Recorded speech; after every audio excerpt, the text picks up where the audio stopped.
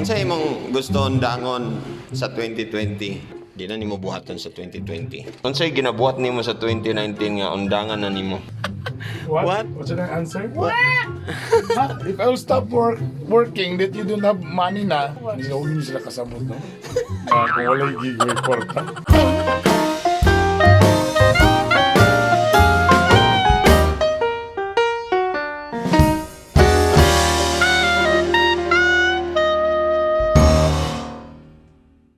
What's up mga migs? Welcome to my YouTube channel once again. Please click the subscribe button para ma-notified mo. I-click ang bell po. 2020 is fast approaching. We are very excited nga tabuan ang 2020, di ba? We will miss 2019.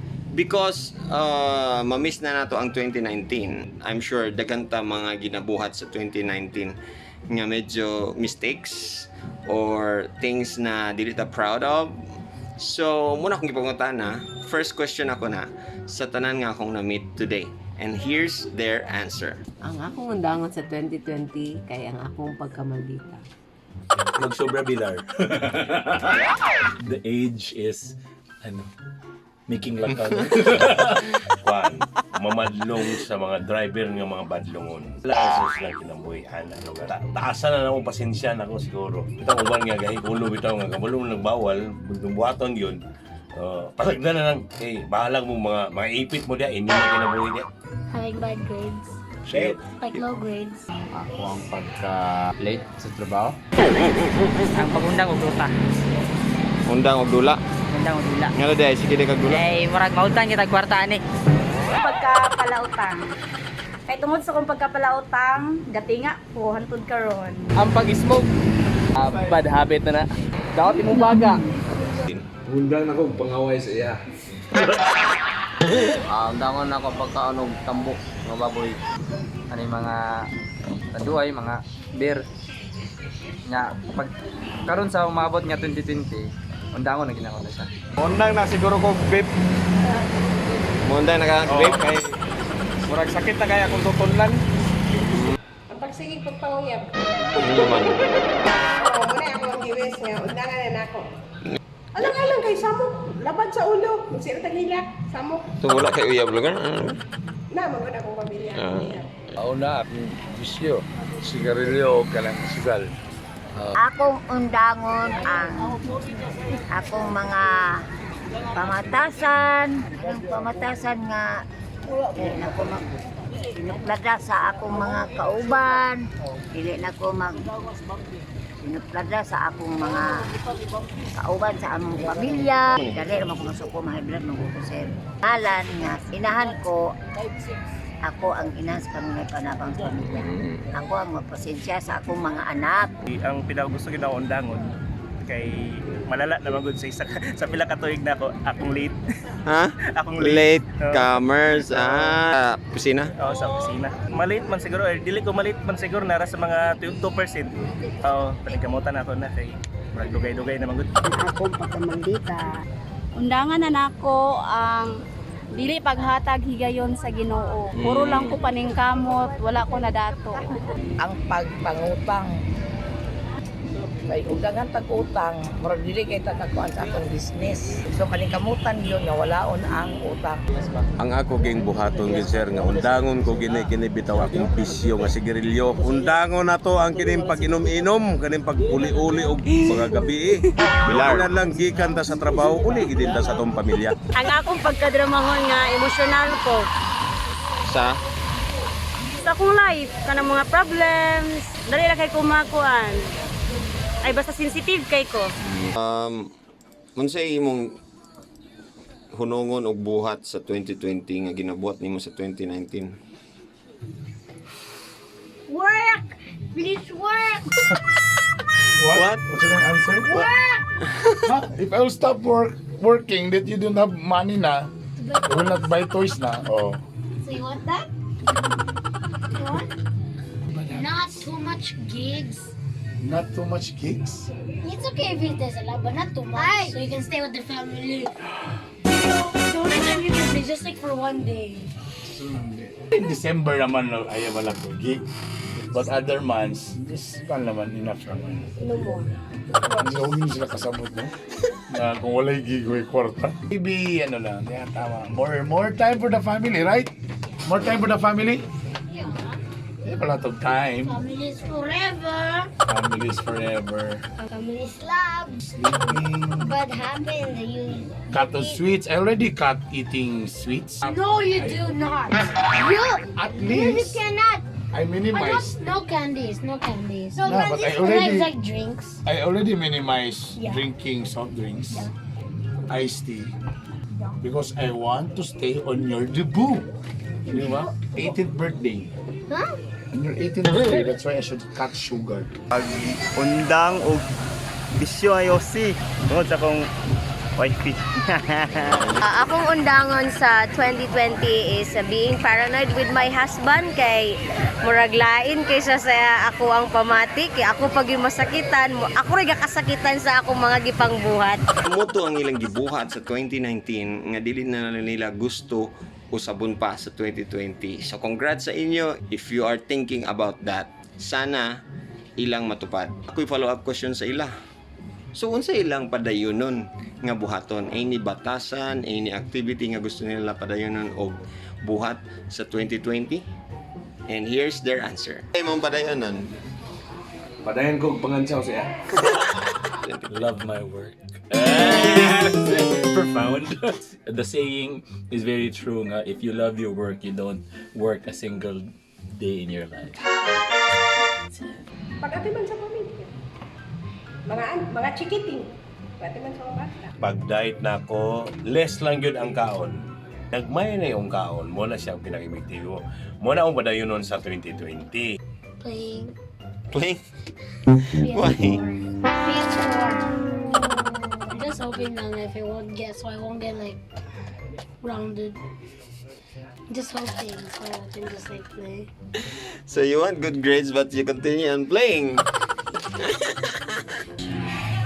Tarong pagka-empleyado. All about work, Imo. Padayon na ako ang pag-alagad sa Ginoo. Wala kay akong gilatan ang pagbalik sa atong labang mo kagaw. Gusto na ako para yun nun nga magbuhat na ako karon 2020 ang pagsimba kada Domingo. Para naagya po na itong Ginoo. Hindi mawala ba? Kaya na manggitagon ko sa uban. Matinabangon. Ang akong padayunan, akong pagkabutan.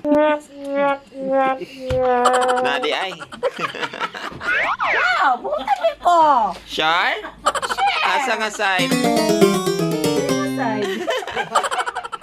Padayonon ako nga dili ko mangitag bikil sa akong mga kauban. Di ni siya kapangitag bigil day? Wala man. Wala man. Pwede ka lang karon. Padayon ako pagbuhat sa maayo nga butang. Wagi ko'y mahimo ana, buhaton yun ako akong pagkamekaniko. Padayon nga po, pero kani undang na ni. Para buhat yapon sa customer sir. Kamaayos mga customer. Ay gratul ra eh. Pag-pray kamot, para mabuhay akong pamilya ka. Tinarong ang paningkamot. Pag Pag kahiusa sa atong mga friends, pamatasan, pagdagat sa atong isig katao, dili kay sa uban tao lang ang atong usbon, atong pagdala sa atong uban tao, kundi sa atong sang pamilya. Gusto na ko ipadayon kalambuan unta sa kinabuhi. Mora. Iyay. Sa panahon karon lisod pa magnegosyo, marag tigom-tigom pa man siguro sa kamot lang para mabuhay ang pamilya mo. Padayunon ako ang pagbuhi na ko sa kong anak. Kay sa mga bukasulupirin. Never jud ko nga mi bulag sa kong mga anak. Mo gina akong padayon sa pagbuhi. Kung paglab na ko sa kong mga anak nga di jud ko mo surrender. sana all. Sana o. Padayunon ako ang pagkamanikulista o pag-apag tabang sa akong bana nga makakuan mi sa kalisod ng mga anak mapa-eskwela. Focus siya sa business. Kay? Ano makamit ka to atong mga unta tong wala pa nato nag-get sa mga kuan. Maayo nga mga lakaw sa mga negosyo. Ang pag-serve kay Lord as a YFCGK. Kulang kayo sa akong life kung walay kuan pagserbisyo sa Ginoo. I think I want to continue helping other talents, labi na katong mga bago pa lang mo pala pagsugod para at least mag-guidance sila and improving their talents and improving also myself. English speaking, alam ma-improve na ako English. Ngan dili gid nako biyaan ng akong mga amigo, akong ayohon sila sa pagtagad, ako ang modelo sa labaw na gid sa akong pamilya. Ngaron ang ilang pagrespeto nga ila akong ginikanan magpabilin hantod sa hantod ang akong trabaho, akong ginarespeto, akong pagampingan og naay panahon tagaan ko ninyo og higayon og inyo akong padaganon, tabangin ninyo ko para ipadayon nato atong kalipay. Ingnon ko ninyo dagan og mayor. Dagan og mayor. Consistent nga pagpalintamot ako pagkadayon sa 2020. Being responsible wife to my husband nga breakfast, lunch, dinner nga pagkaon na ana gid na prepare na pati niya mga butang ana. Di na siya mahago, bumata na lang, matulog na lang. Okay! Sana all! Sana all! Swerte mo, pre! Kiss pa.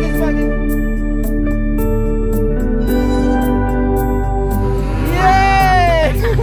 Ayaw.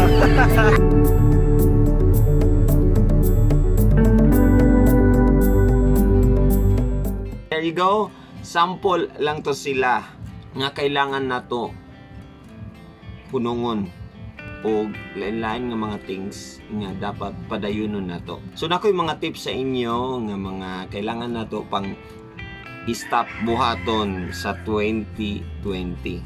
You need to stop sometimes what you're doing and think and breathe.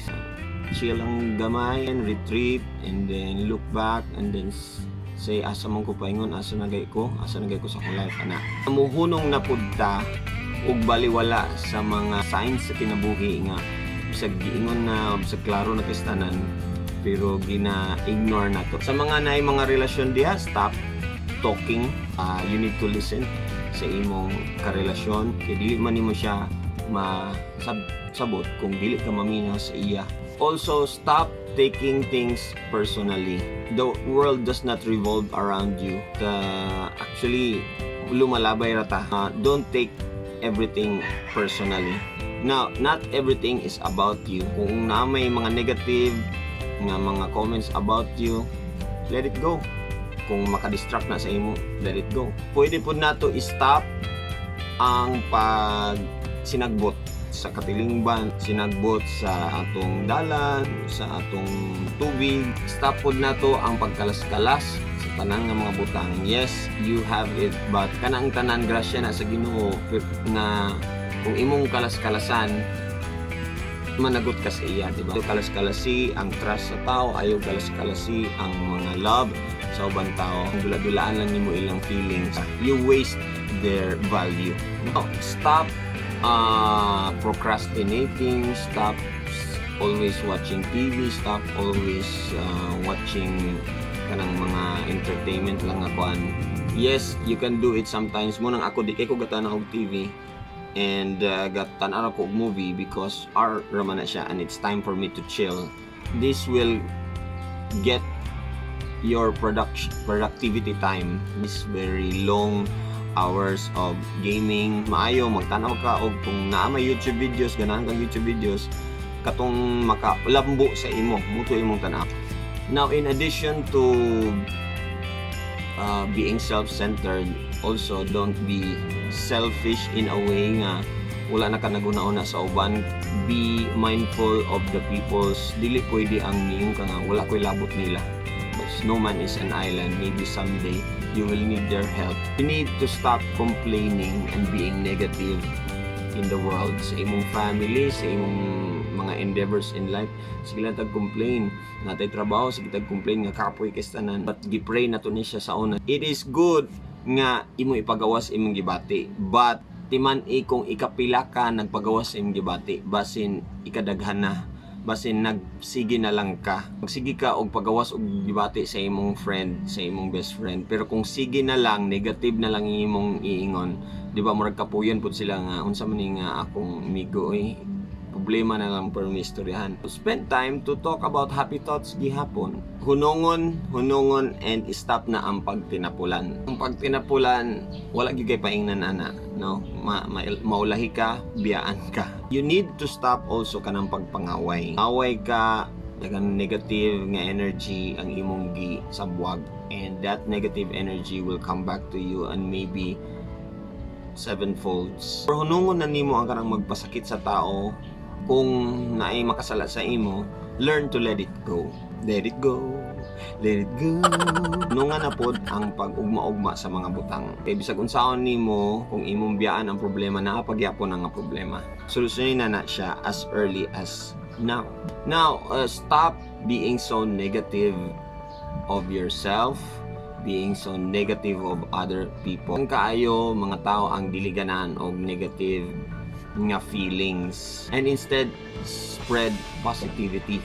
And lastly, please stop doubting yourself. You deserve better. You are a special person. The success nga imong gusto does not start from someone else. Dili sila ang makakomplete ana. Sa ikaw mismo.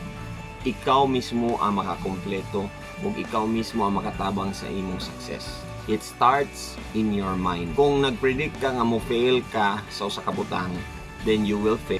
Pero if na-predict ka nga kaya nimo ni, nga imo ning ma-pursue o moabot ra ka anang big dream nimo, then imo na siyang maabot. Dili lang na makatabang sa imo, pero mahawa pod nimo ang uban anang imong positivity. Now, here are the things na i-continue nimo buhaton sa imong self. Yes, we need to continue to push ourselves to our limits. Labi na sa imong boundaries. Continue to save sa mga ginagmay nimo nga mga earnings o mga income para magamit nimo sa emergency, and of course for investment puhon-puhon. Continue to be aware sa imong palibot. Continue to be aware sa katilingban, o sige kay tabo karon sa Pilipinas, o sige kay tabo sa magpakabana. Continue to spread good vibes, labi na sa imong family and friends. Continue to prioritize mga butang nga importante, especially family, work, o love life. Prioritize lang, and most especially prioritize nimo si Lord. Continue to exercise pwede sa body, and continue to exercise your mind also. Continue to be surrounded by successful people. Continue to be surrounded by buutan na people who will inspire you, people who will motivate you to do more. Continue to teach yourself. Mo-attend ka og seminars, mo-attend ka og mga workshops, mubasa ka og libro. Teach yourself. Apil na lang pagtanaw sa online, searching about it. Continue to make time for yourself also. So, ayog kalimti imong self. Continue to achieve goals daily and become productive. Continue to serve others. Bisag walay kapalit, bisag walay recognition. And continue to invest in your happiness. Lastly, continue to pray to the Lord para i-bless ka niya sa tanan nimong gihuna-una, sa imong heart, sa imong mind, sa imong family, sa imong health, sa tanan. And because 2020 is a clear and perfect vision, I leave you with the verse from Philippians 3:14, which says, "With my eyes fixed on the goal, I pushed on to secure the prize of God's heavenly call in Christ Jesus." Thank you for subscribing and for clicking the bell notification. If you like this, kung ganahan mo, please share it with the caption unsa ang imong gusto nga undangong buhaton o unsa imong gusto padayonon og buhat sa 2020 with the hashtag #my2020. I would gladly read those captions kung akong i-search ang hashtag #my2020. Until next time, bye-bye!